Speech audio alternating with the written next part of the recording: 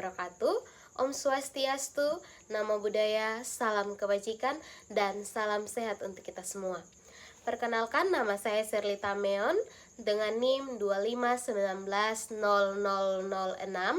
Saya dari Fakultas Ekonomi, Program Studi Akuntansi, Universitas Kristen Artawacana Kupang. Saya akan mempresentasikan materi tentang etika Kristen dan juga etika Kristen dalam proses belajar untuk memenuhi tugas akhir semester untuk memperoleh nilai ujian akhir semester mata kuliah etika Kristen yang diasuh oleh Bapak dosen pendeta Daud Weber John Tafuli, sarjana misiologi, magister pendidikan. Apa itu etika? Etika berasal dari bahasa Yunani, yaitu ethos, yang kemudian diterjemahkan dalam bahasa Indonesia sebagai suatu kebiasaan atau gaya hidup manusia. Manusia sebagai makhluk etis yang bermoral, hal itu yang membedakan manusia dan juga makhluk hidup lainnya. Manusia dapat menentukan dapat menilai mana yang baik dan juga mana yang buruk. Nah, etika hadir untuk membedakan manusia dan juga hewan.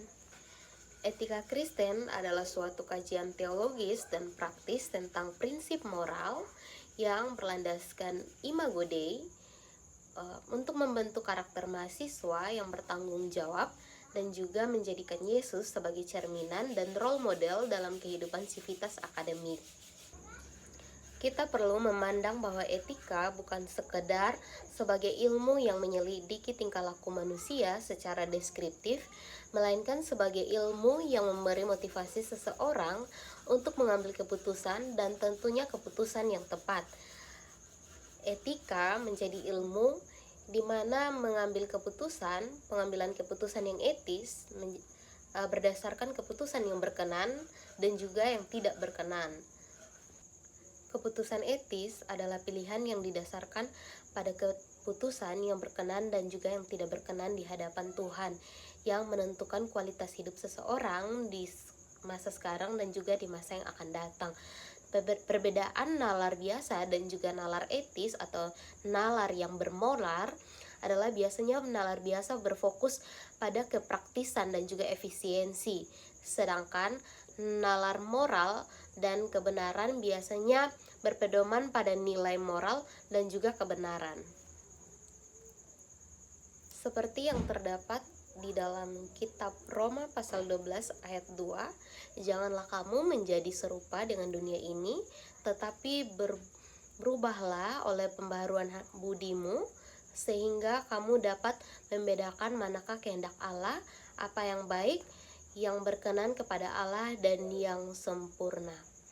Nah, firman ini mau mengajarkan kita untuk peka terhadap situasi, peka terhadap perasaan Tuhan, mana tindakan yang sesuai dengan kehendak Allah dan tindakan yang tidak sesuai dengan kehendak Allah. Oleh sebab itu, kita sebagai mahasiswa perlu membuka hati kita untuk peka terhadap perasaan Tuhan. Yang perlu kita lakukan dalam mengambil keputusan yang etis atau keputusan yang bermoral adalah dengan salah satunya adalah pertimbangan baik dan salah, benar dan tidak. Pertimbangan yang kita lakukan di mana kita menjadikan Alkitab sebagai dasar dan juga tuntunan Roh Kudus untuk menuntun kita, seperti yang sudah saya jelaskan di awal, bahwa menjadikan hati kita bersih agar kita dapat peka dengan perasaan Tuhan, agar kita tahu apakah tindakan yang kita lakukan ini sesuai dengan kehendak Tuhan, sesuai dengan maunya Tuhan atau tidak. Bagaimana caranya? Kita harus membangun relasi yang lebih baik dengan Tuhan, kita mendekatkan diri kepada Tuhan dan juga berbuat baik dengan sesama, rajin melakukan hal-hal yang positif dan juga membangun relasi dengan lingkungan sekitar kita. Terkadang keputusan juga bukan tentang baik dan buruk, tetapi kita juga harus punya alternatif yang lain, seperti yang baik dan yang lebih baik. Nah, hal ini perlu dilakukan agar kita bisa tahu yang mana yang paling memuliakan Tuhan dan juga mana yang menjadi berkat untuk sesama. Kita juga harus mengambil keputusan dengan tegas. Kita harus meminta petunjuk melalui doa dan melakukan pertimbangan tanpa ada rasa takut dan ragu-ragu. karena kita orang Kristen harus memenuhi panggilan untuk berdiri dan juga berpihak pada kebenaran. Kita juga perlu memperhitungkan dampak untuk diri kita dan juga dampak untuk orang lain dan dampak untuk hubungan kita dengan Tuhan. Apakah tindakan yang kita ambil, keputusan yang kita ambil sudah benar atau sudah sesuai, sudah baik untuk kita, atau sebaliknya malah merugikan kita atau tidak, atau orang-orang di sekitar kita, atau bahkan menyakiti hati Tuhan. Kesimpulannya adalah kita menjadi mahasiswa atau hidup sesuai dengan kehendak Tuhan melalui keputusan-keputusan yang kita ambil hari ini akan menentukan kualitas hidup kita di masa yang akan datang.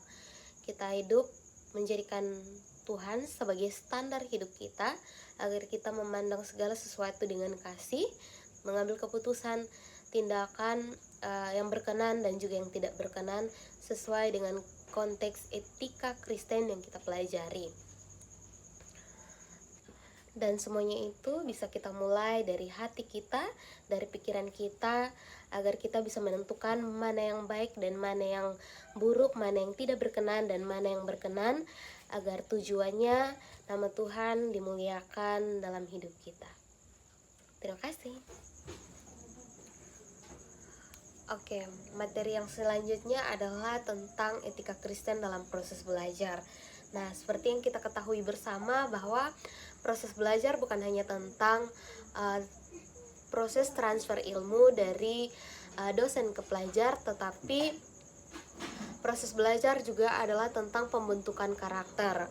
Di era sekarang ini maraknya tindakan tidak etis di mana mahasiswa sering mengandalkan kemampuan AI atau perkembangan zaman, menggunakan AI di dalam proses belajar, menyontek, plagiarisme, dan lain sebagainya, yang kemudian etika Kristen dalam proses belajar hadir untuk meluruskan tindakan-tindakan yang tidak benar di dalam proses belajar.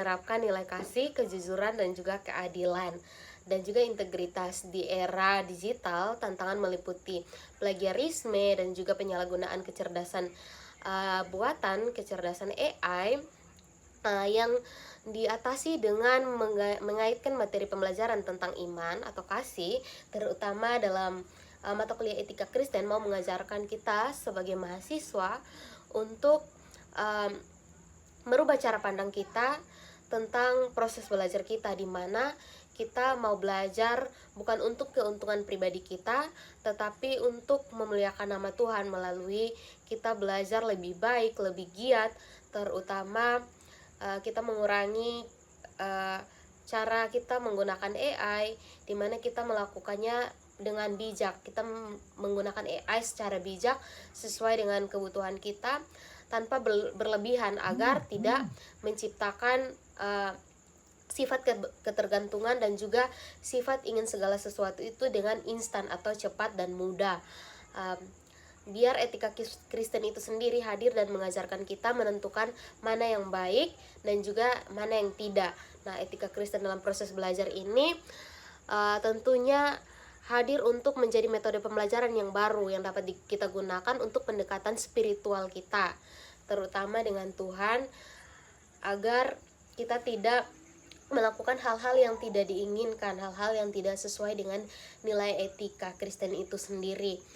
Nah, etika Kristen dalam proses belajar juga bukan hanya tentang si pelajarnya, bukan hanya tentang mahasiswa, tetapi juga tentang pengajarnya atau role model kita. Pengajar tentu harus mengajarkan yang baik juga untuk ditiru, untuk dijadikan contoh oleh pelajar itu tersebut. Seperti kasus-kasus yang terjadi di Kupang akhir-akhir ini, di sekolah tinggi yang lain akhir-akhir ini, di mana ada dosen yang melakukan tindakan perundungan melalui media Zoom dengan mahasiswanya, di mana mengeluarkan kata-kata yang tidak senonoh kepada mahasiswa, yang tentunya menyebabkan ketidaknyamanan baik untuk mahasiswa tersebut dan juga untuk pihak kampus tersebut. Oleh karena itu, etika Kristen hadir untuk membentuk karakter siswa, karakter mahasiswa, dan juga karakter pengajar atau dosen tersebut. Jadi kesimpulannya adalah etika Kristen dalam proses belajar hadir untuk membantu kita membentuk karakter kita agar kita tidak menjadi siswa ataupun mahasiswa yang memiliki karakter ketergantungan, di mana kita dalam proses belajar melakukan menyontek, plagiarisme, dan juga penggunaan AI secara berlebihan. Etika Kristen mau mengajarkan kita untuk lebih bijak dalam penggunaan AI sesuai dengan perkembangan zaman. Dan juga etika Kristen dalam proses belajar mau mengajarkan kita untuk menjadikan proses belajar itu sebagai ibadah kita kepada Tuhan, di mana kita merubah cara pandang kita yang biasanya kita belajar untuk memperoleh nilai yang baik atau untuk mendapatkan IPK yang bagus, tetapi kita mari dan merubah cara pandang kita agar kita belajar untuk memuliakan nama Tuhan lewat proses belajar kita dan juga menyenangkan hati orang tua kita. Kita sebagai mahasiswa perlu peka terhadap perasaan Tuhan dengan menerapkan etika Kristen dalam proses belajar agar kita bisa dapat menentukan mana yang baik dan juga mana yang buruk, mana yang berkenan dan mana yang tidak berkenan.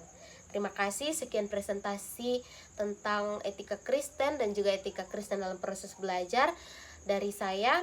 Mohon maaf apabila dalam proses presentasi terdapat penyalahgunaan kata, terdapat juga kata-kata yang tidak berkenan, saya mohon maaf. Terima kasih telah menonton video saya. Shalom.